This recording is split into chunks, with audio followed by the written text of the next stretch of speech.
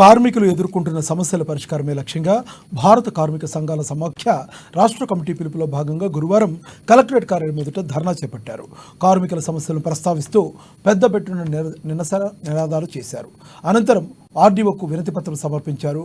కార్మికుల సమస్యలపై ప్రభుత్వాలు తక్షణమే తగు చర్యలు తీసుకోవాలని నేతలు డిమాండ్ చేశారు. ఈ కార్యక్రమంలో ఐఎఫ్టియు జిల్లా నాయకులు సుభాష్, దేవదాస్, శేషరావు, ముస్రం మారుతి, భగవత్ సంజయ్, పెరక గంగమ్మ తదితరులు పాల్గొన్నారు. ఈ సందర్భంగా ఐఎఫ్టియు జిల్లా ప్రధాన కార్యదర్శి వెంకటనారాయణ మాట్లాడుతూ భవన ఇతర నిర్మాణ రంగ కార్మికులు ప్రమాదవశాత్తు మృతి చెందితే 20 లక్షల రూపాయలు చెల్లించాలని, సహజ మరణానికి 10 లక్షల రూపాయలు చెల్లించాలని తెలిపారు. ఇళ్ల స్థలాలు లేని భవన నిర్మాణ కార్మికులకు ఇంటి స్థలాలు ఇవ్వాలని డిమాండ్ చేశారు. 58 సంవత్సరాలు నిండిన భవన నిర్మాణ కార్మికులకు కనీస పెన్షన్ 5,000 రూపాయలు చెల్లించాలన్నారు.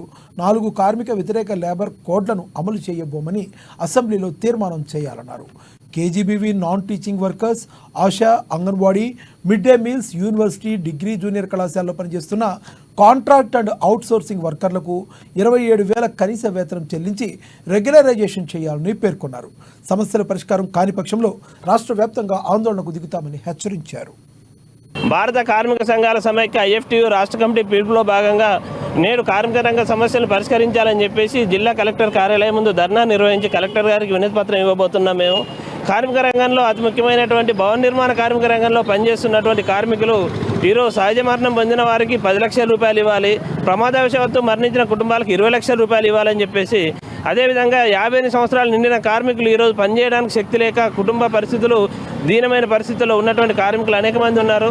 కాబట్టి 58 సంవత్సరాలు నిండిన భవన నిర్మాణ కార్మికులందరికీ కూడా 5,000 రూపాయలు పెన్షన్ ఇవ్వాలని చెప్పేసి, ఉండడానికి ఇంటి స్థలాలు లేని కార్మికులందరికీ ప్రభుత్వం ఉచితంగా ఇంటి స్థలం ఇవ్వాలి, ఇంటి నిర్మాణం కోసం 5 లక్షల రూపాయలు డిమాండ్ చేస్తూ ఉన్నాం. అదేవిధంగా కేజీబీవీలు కావచ్చు, అంగన్వాడీలు కావచ్చు, ఆశా కావచ్చు, గ్రామ పంచాయతీలో పనిచేస్తున్న అవుట్సోర్సింగ్ కార్మికులు కావచ్చు, వీళ్ళందరికీ కనీస వేతనం 27,000 రూపాయలు ఇవ్వాలని చెప్పేసి డిమాండ్ చేస్తూ ఉన్నాం.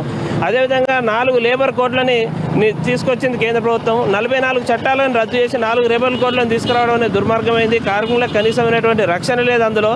కాబట్టి ఆ 4 లేబర్ కోడ్లను తక్షణమే రద్దు చేసి